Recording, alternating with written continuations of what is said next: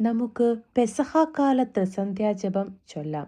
ഉയർപ്പ് ഞായറാഴ്ച തുടങ്ങി പരിശുദ്ധ ത്രിത്വത്തിൻ്റെ ഞായറാഴ്ച വരെ ചൊല്ലേണ്ടതാണ്.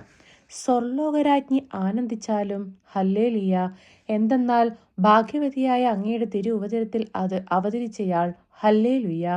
അരുളി ചെയ്തതുപോലെ ഉയർത്തെഴുന്നേറ്റു ഹല്ലേലൂയ.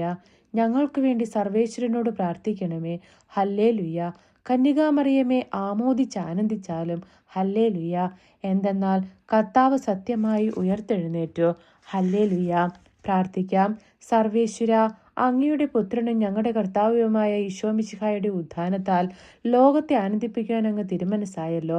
അവിടുത്തെ മാതാവായ കന്യാമറിയം മുഖേന ഞങ്ങൾ നിത്യാനന്ദം പ്രാപിക്കുവാൻ അനുഗ്രഹം നൽകണമേ എന്ന് അങ്ങയോട് ഞങ്ങൾ അപേക്ഷിക്കുന്നു.